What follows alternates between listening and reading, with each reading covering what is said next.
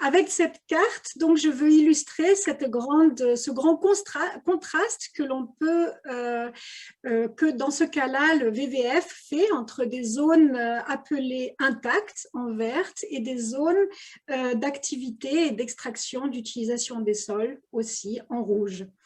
Je voudrais vous demander de prendre une minute pour réfléchir sur la question suivante. Où, si vous étiez les décideurs, concentreriez-vous intuitivement vos efforts de conservation de la nature?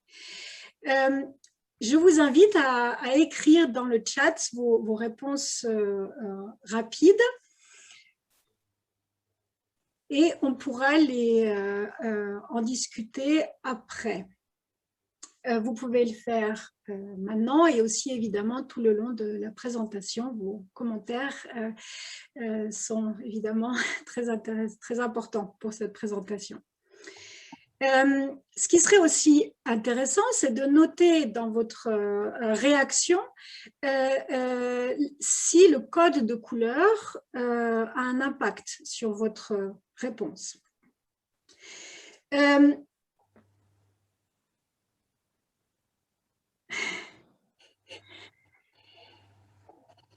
Pendant que vous notez vos réponses, je voudrais remarquer que essentiellement cette carte soulève des questions importantes sur la façon dont nous comprenons la nature et la conservation. Et ces questions donc orientent cette réflexion. Par exemple, la nature est-elle synonyme d'état sauvage? Est-ce que les espaces occupés et utilisés sont automatiquement des espaces d'extraction et de surexploitation des ressources naturelles? Comment cibler les efforts de conservation? Et aussi, où est-ce que l'on doit exploiter les ressources naturelles? Qui décide sur quelle base? Et enfin, qui profite des bénéfices de la conservation et de l'extraction et qui en souffre les impacts? Alors, plutôt que de concevoir l'extraction comme l'opposé de la conservation, comme deux processus s'excluant mutuellement, nous soutenons que les deux phénomènes sont parallèles et sont codépendants. Nous les voyons comme deux faces d'une même monnaie. En mettant à côté des indicateurs relatifs à l'extraction et à la conservation, nous pouvons observer que le volume toujours croissant de matériaux extraits à l'échelle mondiale s'accompagne de l'expansion des aires de protection naturelle. L'extraction et la conservation de type forteresse sont des phénomènes qui, à notre avis, présentent de nombreuses similitudes. Entre autres, la gouvernance du haut vers le bas, l'imposition de systèmes de valeurs extérieurs et la dénigration des savoirs traditionnels locaux, la cooptation, le clientélisme, la corruption qui permettent l'accès au territoire des populations locales et à leurs ressources naturelles, mais aussi le déplacement forcé et la dépossession des populations locales, des populations que Saskia Sassen qualifie de sacrifiées car elles subissent des impacts autant de l'expansion des frontières extractives que des frontières vertes. Mais aussi la diabolisation des activités des communautés locales à petite échelle, pensons par exemple à l'exploitation minière, généralement considérée comme non réglementée, nuisible et informelle. Ceci permet de favoriser l'exploitation à grande échelle, un mode de gestion jugé efficient, plus facilement harmonisé, standardisé, qui permet des économies d'échelle et l'adoption de réglementations environnementales. C'est ces similitudes qui nous ont poussés à penser un certain type de conservation comme une activité extractive. Si notre constat paraît surprenant et pour certains scandaleux, c'est parce que souvent la conservation est perçue comme l'antithèse de l'extraction. Cette relation dichotomique caractérise souvent les débats associés à nos représentations de la nature et de la société. Dans les sociétés occidentales et industrielles, où prévaut une perception profondément anthropocentrique de la nature, la relation entre la nature et la société est principalement un rapport de force. La nature est à exploiter par les humains et à contrôler dans ses excès. Cependant, de nombreuses cultures traditionnelles considèrent la société comme faisant partie de formes symbiotiques d'un ensemble plus vaste que l'on peut appeler la nature ou la Pachamama. Les humains sont aussi nature et se doivent de contribuer à respecter l'équilibre délicat de la vie.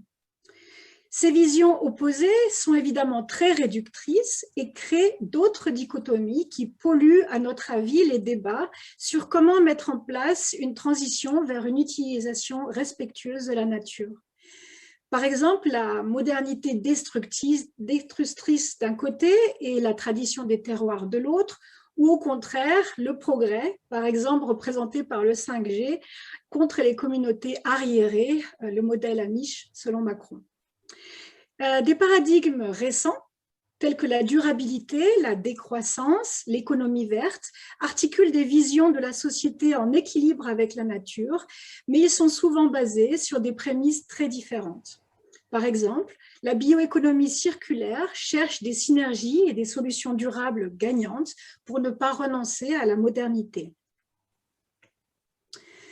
Dans ce tableau, nous voulons illustrer une application flagrante de cette approche dichotomique aux questions liées à l'utilisation des ressources, un débat qui a opposé la notion d'économie des terres, ou land sparing en anglais, contre celle du partage des terres, ou land sharing.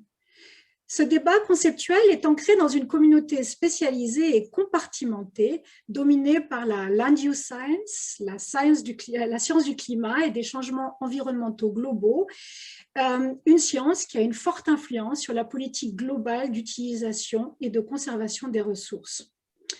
Alors, ce débat a deux points de départ. Le premier, le nexus entre l'alimentation et la biodiversité, qui formule une question centrale: comment nourrir la population mondiale sans provoquer de nouvelles pertes de biodiversité? Une question à laquelle la théorie de la transition forestière apporte une réponse. L'intensification de l'agriculture et l'augmentation de la productivité libèrent ou économisent des terres qui peuvent être dédiées exclusivement à la protection stricte de la nature. Une contre-narrative est celle de la notion de partage des terres entre les activités agricoles et la conservation. Alors, dans l'idéal, l'utilisation des terres doit être conçue de telle sorte qu'elle rende la conservation superflue. Ces deux conceptualisations de l'utilisation des sols et de la conservation sont définies par des caractéristiques apparemment mutuellement exclusives, rassemblées dans ce tableau qui est la base de notre article, où vous voyez des dichotomies multiples. Alors, entre les objectifs au niveau macro ou micro de gouvernance, du haut vers le bas, du bas vers le haut, dans les stratégies de spécialisation ou ségrégation spatiale, ou d'un autre côté de diversification ou d'intégration spatiale, ou dans les prémices, par exemple, la sécurité alimentaire basée sur le marché ou sur la souveraineté alimentaire, c'est ça. Ce débat a déclenché des passions énormes et de nombreuses analyses et critiques. Après 10 ans, les deux clans ont décidé d'enterrer la hache de guerre et parviennent à un consensus. Alors, les deux approches sont les deux pôles nécessaires d'un continuum. Le choix de l'approche la plus appropriée est spécifique au contexte. Des synergies sont cependant possibles et nécessaires. Par exemple, les réserves de la biosphère permettent des aires naturelles de protection strictes et des différentes zones qui limitent plus ou moins l'utilisation des sols. Il faut aussi prendre en compte que la vision du monde et les prémices idéologiques sont des points d'entrée différents dans le débat et aboutissent à une définition différente des vrais problèmes et des solutions appropriées. Alors, pour nous, ce consensus, cependant, est très fragile, on va dire. Nous pensons que qu'il reste des lignes de fracture importantes sur comment les participants conçoivent la raison d'être de l'agriculture et de la conservation. Nous avançons qu'il est nécessaire de l'approcher depuis des perspectives critiques, comme l'écologie politique et de justice environnementale, pour examiner leur implication sur les communautés affectées.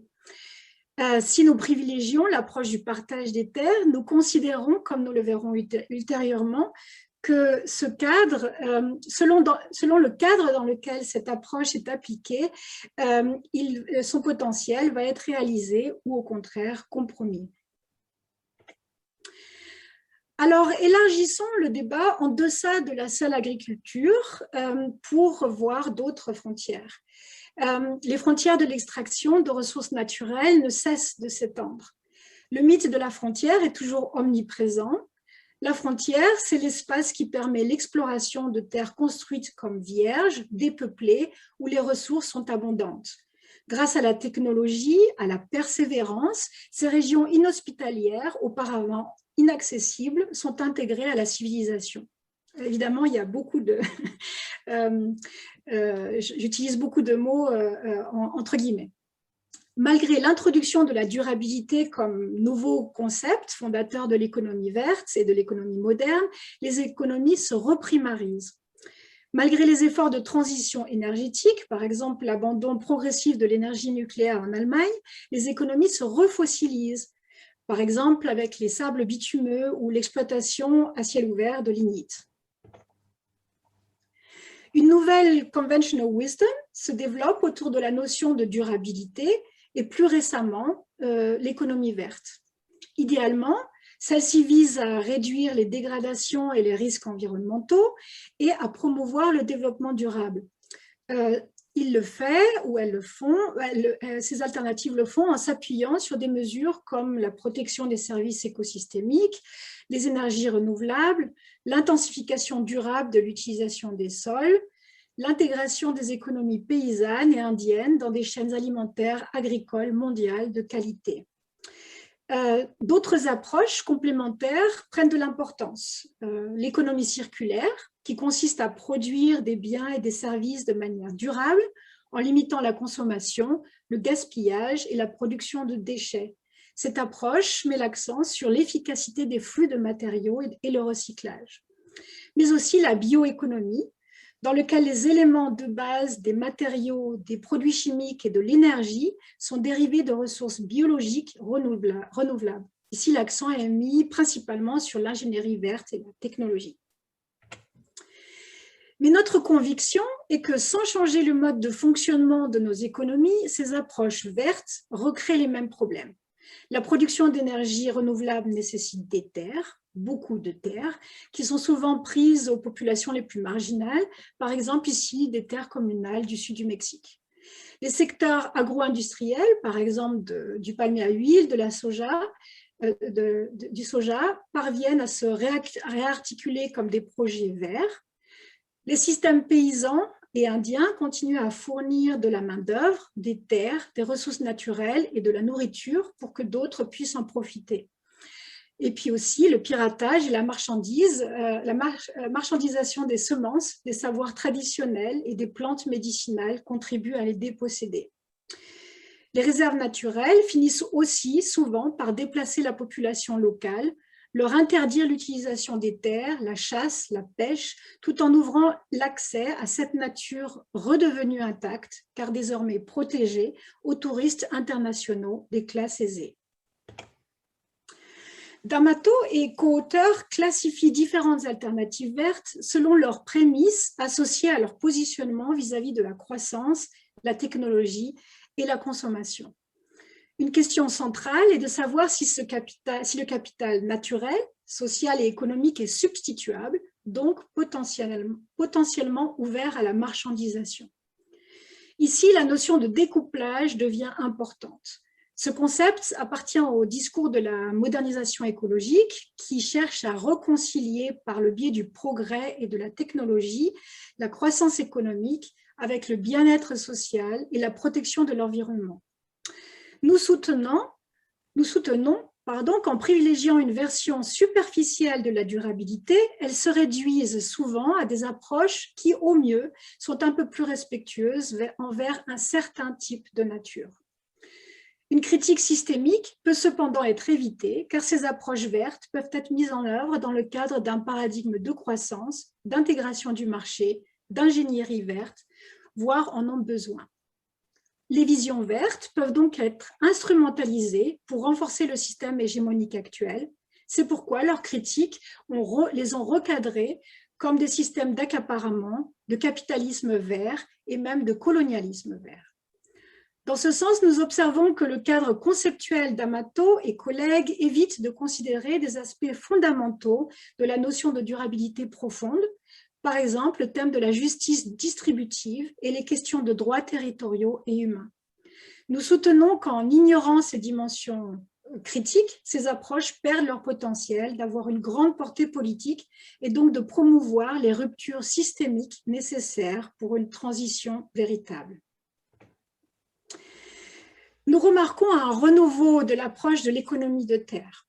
Des nouvelles initiatives telles que, en anglais, Nature Needs Half, The Global Deal for Nature ou Half Earth, poursuivent une approche commune. Elles sont basées sur la théorie de la biogéographie insulaire qui établit qu'un changement de la superficie d'un habitat entraîne un changement dans le nombre durable d'espèces. L'expansion ou la contraction des aires naturelles protégées sont donc corrélables avec l'augmentation ou la diminution de la biodiversité, le degré de changement étant jugé mathématiquement prévisible ou tout au moins modélisable.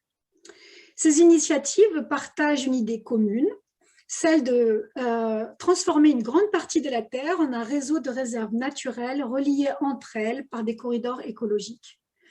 Le discours utilisé accentue l'urgence qui permet de légitimer ce but transcendant, puisqu'il s'agit de rien de moins que de sauver la diversité et l'abondance de la vie sur Terre et, en fin de compte, d'assurer notre survie en tant qu'espèce. Les objectifs communs sont d'identifier des stratégies permettant de mettre en œuvre les objectifs politiques tels que les accords de Paris sur le climat, du protocole d'Aichi, ou leur mise à niveau dans le cadre post-2020 de la biodiversité. Il s'agit aussi d'identifier les régions de la planète où les aires naturelles protégées pourraient être établies. Il faut aussi, pour cela, définir des critères, les critères les plus appropriés du point de vue scientifique, tout comme le fait le Global Deal for Nature, qui vise, d'ici 2030, à protéger officiellement 30% de la Terre et à désigner 20% additionnels comme zone de stabilisation du climat pour maintenir le réchauffement climatique à 1,5 degré. Ces initiatives utilisent une terminologie abordable et une narration parlante. Les noms des projets et leurs logos sont accrocheurs et intuitifs. L'objectif est clair et mesurable. Les buts sont légitimés par des données présentées comme objectives et indiscutables. L'accent est mis sur l'implication personnelle, la codépendance, la responsabilité. Ces initiatives sont portées par des constellations complexes d'acteurs, avec des scientifiques d'un côté, des fondations scientifiques, des ONG, des fondations philanthropiques, des personnes célèbres, et des populations indiennes et leurs représentants, ou tout du moins ceux qui correspondent au rôle que ces approches veulent bien leur donner, celui de gardien de la nature. Ces projets utilisent une riche combinaison d'outils de communication. Il s'agit d'informer, de diffuser, de convaincre, de mobiliser, et ils utilisent pour ça autant la modélisation, la cartographie que des déclarations de l'élite scientifique, des pétitions, des événements publics, etc. Ils utilisent aussi des médias depuis des sacro-saintes revues scientifiques comme Science and Nature jusqu'aux médias sociaux, et des sources de financement très différentes, depuis des fonds de recherche publics jusqu'aux fonds de fondations privées comme celle de Leonardo DiCaprio, One Earth, ou des dons. Alors, comment décider ou concentrer les efforts de conservation? Par exemple, Yang et co-auteurs identifient dans la carte du haut les zones prioritaires pour la conservation en recoupant différentes classifications existantes. Ensuite, ils identifient des zones potentielles pour l'établissement de nouvelles aires protégées basées sur la prémisse que les zones à faible impact humain, en bas, dans la carte en bas en vert foncé, permettent une utilisation optimale des ressources disponibles pour la conservation de la biodiversité. On pourrait y lire « il n'y a personne », du coup, et le peu de personnes qui y sont peuvent être déplacées, du coup, les budgets seront mieux utilisés. Selon cette carte, les vrais enjeux de conservation se jouent donc en Amérique du Sud, en Indonésie, en Afrique équatoriale et en Asie centrale. Les autres régions, par exemple en Europe, ont bien sûr un rôle à jouer, mais pour la protection des paysages culturels. En comparaison, le projet de Half Earth cartographie la richesse et rareté de différentes composantes de la biodiversité pour cibler les efforts de conservation par des analyses d'écart.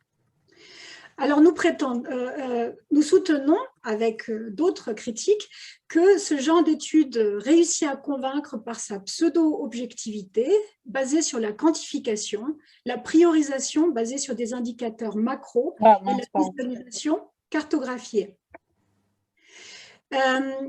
Il fait aussi cependant abstraction des causes principales de la perte en biodiversité, c'est-à-dire l'extraction à outrance des ressources naturelles, leur surconsommation dans des systèmes de production linéaire. Ce type d'études ignore aussi les réalités complexes des espaces et des territoires considérés et les implications de la conservation forcée. Enfin, il reproduit les approches de décision technoscientifiques du haut vers le bas que nous avons déjà critiquées. Les politiques visant à réglementer l'utilisation des ressources naturelles et à promouvoir la conservation sont de plus en plus fréquentes. Cependant, dans un monde globalisé où les ressources sont partagées et échangées, même si ces réglementations sont appliquées avec succès dans un pays, elles sont souvent contournées par le déplacement et la délocalisation d'activités considérées préjudiciables pour l'environnement. Lewison et co-auteurs soutiennent qu'il s'agit d'un phénomène omniprésent qui a été analysé dans un certain nombre de disciplines scientifiques sous des concepts différents tels que l'externalité, la fuite ou leakage en anglais, le débordement ou spillover, le déplacement de la charge environnementale, le télécouplage, la téléconnexion, l'effet rebond, par exemple. Alors, un exemple type, pour simplifier, pays A émet une politique conçue pour réduire les activités d'extraction dans sa juridiction et améliore ainsi son empreinte écologique, par exemple ses émissions de carbone. Cependant, cela entraîne une augmentation des importations des matériaux manquants, d'où le déplacement d'activités extractives dans pays B, où la législation souvent est plus laxiste. Cela entraîne une dégradation environnementale dans ce deuxième pays et une empreinte écologique plus lourde. C'est ce que les analyses de métabolisme social et d'empreinte virtuelle cherchent à visibiliser. Ces phénomènes de déplacement sont bien documentés pour les projets liés aux biocarburants, qui entraînent par exemple l'expansion de plantations de palmiers à huile au détriment des forêts en Asie du Sud-Est, la mitigation du changement climatique, où le marché des droits d'émission permet de compenser des industries polluantes par le biais de reforestation ailleurs, et l'expansion de l'agriculture industrielle dans les zones tropicales qui permet d'accaparer des réserves d'eau et de sol. Ces mécanismes de déplacement sont aussi caractéristiques de l'activité extractive et des industries polluantes, pas seulement donc de la conservation. Alors, nous avons considéré des thèmes associés à la protection de la nature dans un cadre de conservation stricte. Il convient maintenant de nous pencher sur la question de comment restaurer les zones fortement dégradées par les activités humaines. Ici, une approche clé est celle du réensauvagement, rewilding en anglais. Alors, Perrineau et collègues revisitent cette notion et la développent, car à l'origine, cette approche visait à promouvoir et connecter des grandes aires protégées afin de réintroduire les grands carnivores manquants dans la chaîne alimentaire. Désormais, l'accent est mis sur une approche dynamique visant à réintroduire des processus naturels dans des zones fortement exploitées. Là, la gestion des activités cherche souvent à supprimer les activités de perturbation comme les sécheresses ou les incendies. La dispersion d'espèces affronte de nombreux obstacles comme les infrastructures et les monocultures qui sont en fait des déserts écologiques. La chaîne alimentaire est fortement perturbée de sorte que des nœuds clés sont absents. Ainsi, l'absence de grands carnivores entraîne la multiplication des herbivores qui empêchent le renouvellement de la forêt. Le réensauvagement cherche donc à remédier à ces problèmes par l'extensification ou l'abandon de l'utilisation des terres, la diversification et connectivité des habitats du paysage et la réintroduction et gestion de certains nœuds de la chaîne alimentaire. Un exemple souvent cité du succès que peut avoir cette approche est la restauration écologique autour de la région de Tchernobyl. Alors, mis à part ce cas extrême, le réensauvagement implique souvent des enjeux complexes au niveau local et des conflits importants. Pensons notamment, oui, c'est une très bonne question que nous allons voir aussi. Pensons à la polémique liée à la recrudescence de populations de loups en Europe de l'Ouest. Pour nous, c'est là que cette approche reproduit les mêmes schémas de la conservation stricte. Ainsi, même si les auteurs reconnaissent l'importance de l'implication du consentement des populations locales, cela reste une approche technoscientifique du haut vers le bas. La prémisse étant qu'il suffit de sensibiliser la population locale en lui montrant les avantages de cette approche pour qu'elle accepte de renoncer à ses droits et bénéfices liés à l'utilisation des terres. Nous nous posons la question suivante. Le réensauvagement serait-il nécessaire si nous protégions l'agrobiodiversité en premier lieu? Il est remarquable que les zones de haute biodiversité sont souvent des zones de haute diversité culturelle. Cependant, les modèles que nous avons vus antérieurement assimilent souvent les zones jugées intactes à des zones vides. Pourtant, les sociétés humaines ont coproduit la nature par leur utilisation. Au fil des millénaires, cela a abouti au développement, par exemple, des sols anthropiques, comme les terres noires, à l'hybridation des plantes et des animaux et la formation de paysages culturels. Toutefois, souvent, ces réalisations ne sont pas reconnues ou valorisées en tant que telles. Au contraire, la diversité culturelle et l'agrobiodiversité subissent également de profonds processus d'extinction et d'appauvrissement par leur intégration ou plutôt leur aliénation. Ceci est le résultat du processus d'intensification et de marchandisation induit par le projet de modernité impulsé par la Révolution verte et poursuivi par la libéralisation et la financiarisation de l'agriculture. Pour combattre les tendances que je viens de présenter, je voudrais aussi introduire plusieurs approches qui nous semblent prometteuses car elles promeuvent, dans notre opinion, un changement systémique. Alors, tout d'abord, l'agroécologie qui se concentre sur le sauvetage, la valorisation et l'hybridation des savoirs traditionnels issus de l'agriculture indienne et paysanne. Cette approche visibilise les caractéristiques de ces systèmes de production qui sont résilients car adaptés aux conditions environnementales locales. Je dois penser pour pouvoir prendre ce commentaire. On le fera tout à l'heure si cela vous convient. Ces systèmes font preuve de grande ingéniosité. Par exemple, nombre d'approches d'ingénierie verte en sont dérivées. Ils ont un caractère exceptionnel, par exemple, par les paysages remarquables qui y sont associés, et sont pertinents au niveau local, mais aussi global, par exemple par la richesse des services écosystémiques qu'ils permettent. De plus, c'est une approche de bas vers le haut qui encourage l'apprentissage et l'échange par la pratique et le partage. Il s'agit donc d'une pratique, d'une science et d'un mouvement social avec de nombreuses nuances et des défenseurs dans le monde entier. Depuis une perspective plus large sur les enjeux de la transformation vers un avenir durable, Brandt, Wessen et le collectif ILA insistent sur le fait que l'échec collectif à réaliser une véritable transition est dû à notre attachement à ce qu'ils appellent le mode de vie impérial.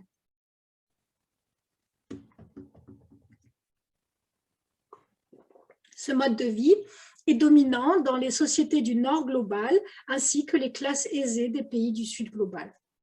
Ces auteurs se basent sur une approche de décroissance et de durabilité profonde depuis une perspective de sciences politiques.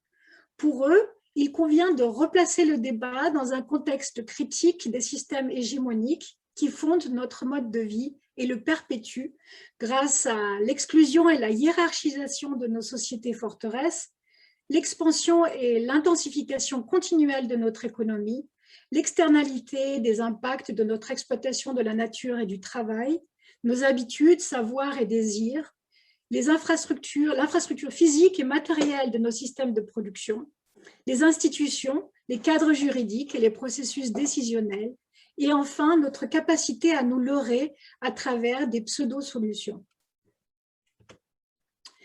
Goudinas, un penseur clé du sud global, critique aussi les fondements du système extractiviste actuel, mais aussi l'approche de la décroissance. Pour lui, même si elle est valable pour le nord global, elle ne lui apparaît pas appropriée pour des pays qui luttent encore pour dépasser les obstacles structurels au développement. Un nivellement du terrain mondial est nécessaire, non seulement pour réduire la surexploitation des ressources naturelles globales, mais aussi pour les redistribuer d'une façon équitable. Ainsi, alors que certains pays et certaines populations doivent réduire leur utilisation des ressources, d'autres doivent pouvoir l'augmenter. Il propose une approche progressive pour mettre fin à l'extractivisme qu'il appelle prédateur et arriver à celui qu'il appelle indispensable, fondé sur les principes suivants. Assurer les moyens d'appliquer les lois et les réglementations déjà en place plutôt que d'en faire de nouvelles, parce que les législations sont souvent très bonnes, mais le problème, c'est qu'on ne peut pas les appliquer. Récupérer le contrôle des territoires locaux afin de mettre fin à l'aliénation et l'accaparement des terres et des ressources, réduire la dépendance aux ressources naturelles par la réduction de la consommation, réduire la dépendance économique vis-à-vis des exportations de ressources primaires et donc découpler l'économie nationale des marchés mondiaux. Mais aussi prioriser l'utilisation des ressources pour l'éradication de la pauvreté et l'amélioration de la qualité de la vie, mais pour cela, recentrer conceptuellement le débat sur la notion du buen vivir. Il préconise évidemment aussi de garantir la participation équitable et informée de la population et d'autres mesures que je laisse pour le moment. Alors, pour nous approcher vers la fin, revenons au cadre conceptuel d'Amato et co-auteur pour y incorporer les perspectives que j'ai présentées. D'un côté, il est difficile de situer l'approche de la moitié de la Terre, qu'il n'est pas très clair comment est-ce que ces défenseurs envisagent la gestion de la partie qu'on peut utiliser. Il nous semble important de penser les catégories de ce cadre de manière différenciée. Par exemple, l'apport et les impacts de la technologie seront fondamentalement différents selon le cadre éthico-normatif dans lequel elle s'insère. Par exemple, privilégie-t-on les buts lucratifs ou non? Est-ce que la réglementation de la technologie et de son utilisation est basée sur un principe de précaution ou non? Des considérations similaires peuvent être avancées pour le fonctionnement de la régulation des marchés et des chaînes de valeur. Et rappelons aussi notre proposition d'incorporer les dimensions clés manquantes qui pour nous sont les enjeux de droit, la justice distributive mais aussi procédurale et la démocratie.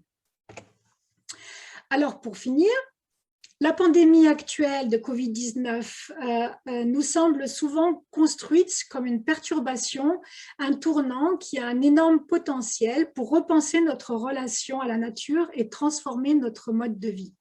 Mais est-ce vraiment le cas? Dans la première phase, l'attention était focalisée sur l'inexorabilité de l'expansion de la pandémie dans notre monde globalisé et hautement connecté. La pandémie devenait le symbole et le symptôme des maux de notre société industrielle.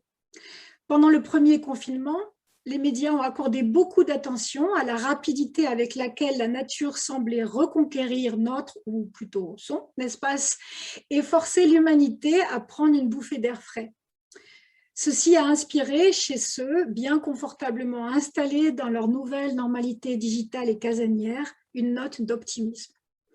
Cependant, les contradictions se sont rapidement accumulées car l'inégalité croissante entre les riches, les pauvres, les secteurs économiques en plein essor ou ceux qui font faillite, ceux qui ont accès au vaccin et ceux qui n'y ont pas accès, par exemple, sont devenus beaucoup plus visibles.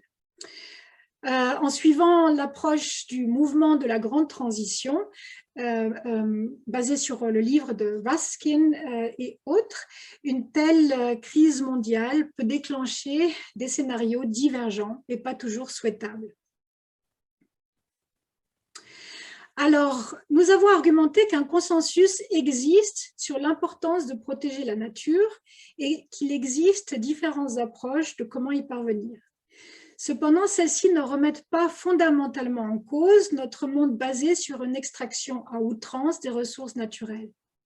De plus, les approches de conservation en soi, quand elles se basent sur, sur le modèle de la forteresse et dans le cadre de la croissance verte, finissent par compromettre l'intégrité et la richesse d'une nature co-créée par les sociétés humaines.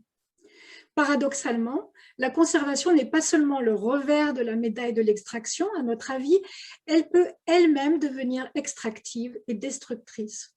C'est pourquoi nous privilégions des approches plus radicales.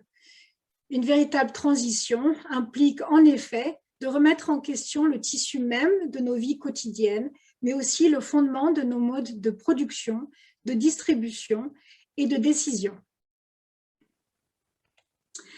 Alors, pour finir, je voudrais vous montrer une petite conclusion en images. J'espère que le lien va fonctionner.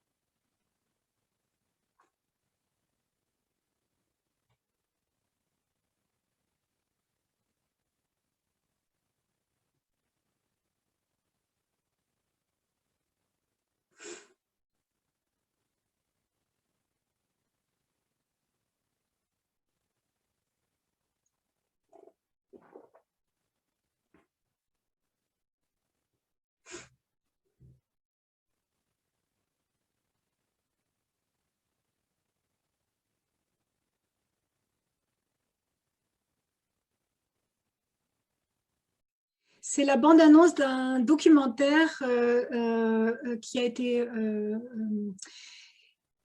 été montré au Festival de la Berlinale Digitale, donc on n'en a pas encore accès, qui documente un